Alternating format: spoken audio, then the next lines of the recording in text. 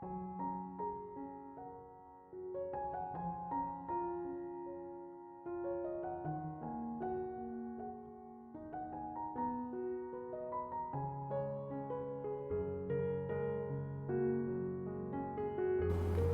Ibu, saudara-saudari, adik-adik kaum muda yang terkasih, Shalom, berkah dalam.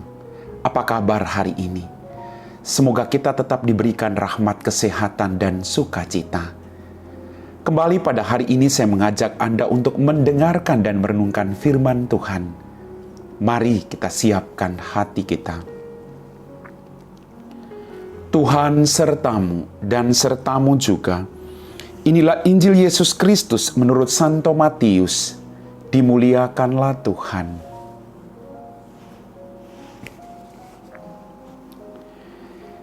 Yesus berkata kepada murid-muridnya, "Bagaimana pendapatmu?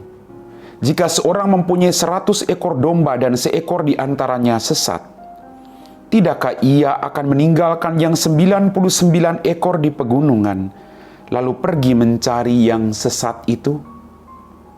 Dan aku berkata kepadamu, sungguh, jika ia berhasil menemukannya, lebih besarlah kegembiraan atas yang seekor itu daripada atas yang 99 ekor yang tidak sesat. Demikian pula Bapamu yang di surga tidak menghendaki seorang pun dari anak-anak ini hilang." Demikianlah sabda Tuhan. Bapak, Ibu, saudara-saudari, adik-adik kaum muda yang terkasih. Melalui bacaan Injil pada hari ini kita dapat merenungkan domba yang sesat tetapi dicari walaupun hanya seekor. Betapa berharganya satu ekor domba yang hilang itu bagi Tuhan. Maka dalam perumpamaan tadi dia pergi mencari yang seekor itu sampai dia menemukannya. Kalau dalam pemikiran kita sebagai seorang manusia, satu hilang nggak apa-apa. Jangan sampai yang 99 ekor lain juga hilang. Tapi tidak dengan Allah. Yang satu ini hilang, maka dia perlu ditemukan dan diselamatkan. Dia harus dibawa pulang agar dia tetap belajar dari orang-orang gembala domba-domba yang tidak melakukan kesalahan atau yang tidak sesat itu. Karena sukacita di surga adalah milik semua orang. Maka yang terpenting adalah bagaimana domba yang hilang tadi tidak semakin hilang, tapi dia membuka dirinya untuk ditemukan oleh sang gembala yang mencari dia dengan susah payah. Bapak, Ibu, saudara-saudariku yang terkasih. Dalam bacaan tadi sungguh meneguhkan iman saya. Yesus bertanya, jika seorang mempunyai 100 ekor domba. Pertanyaannya, apakah Anda dan saya pernah tersesat dalam hidup ini?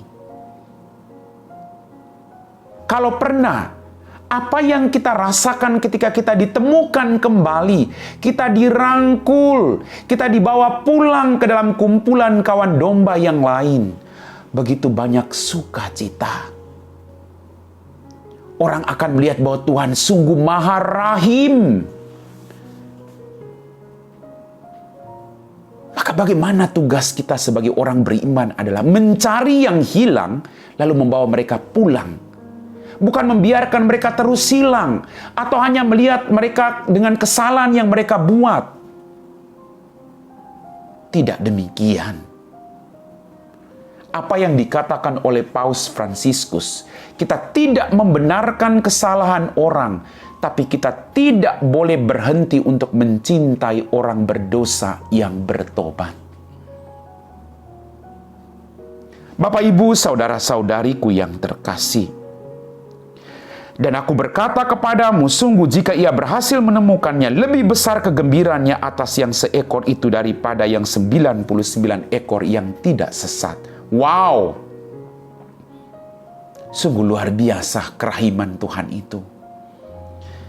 Tuhan tahu bahwa yang 99 itu tahu mencari makan sendiri. tahu tempat minumnya di mana. Yang satu ini hilang. Dia tidak tahu apa-apa lagi. Dia perlu dituntun kembali. Bagaimana dengan Anda dalam kehidupan berkeluarga? Ketika suami, istri, anak bersalah, apakah Anda membiarkan? Ataukah Anda berjuang untuk mencari mereka dan membawa mereka agar mereka bertobat? Atau dalam komunitas hidup membiarawan, biarawati. Ketika satu konfrater atau suster kita berbuat salah, apakah kita biarkan mereka? Atau kita merangkul mereka biar mereka merasakan belas kasih kerahiman Allah, lalu mereka mengambil langkah pertobatan dalam hidup mereka? Tugas panggilan kita adalah mencari yang hilang. Menunjukkan belas kasih dan kerahiman Allah dalam kehidupan ini. Semua orang punya kesalahan. Tapi jangan sampai satu kesalahan membuat kita menutup mata atas 1000 kebaikan yang pernah dilakukan oleh orang bersalah tersebut. Bapak, Ibu, saudara-saudari, adik-adik kaum muda yang terkasih.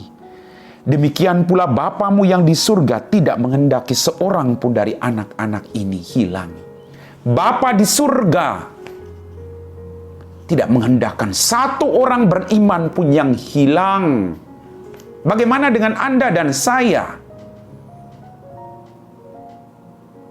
Kita hidup di antara orang atau domba-domba yang hilang. Apakah kita mau merangkul mereka menunjukkan kerahiman Allah? Atau kita biarkan mereka begitu? Tapi dengan kebaikan yang kita lakukan bagi mereka yang berdosa, saya yakin mereka merasakan bahwa Allah sungguh baik. Mereka akan melakukan pertobatan yang sungguh-sungguh, saya yakin Bapak Ibu.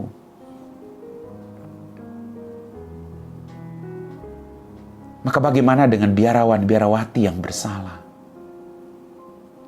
Apakah mereka harus dihukum?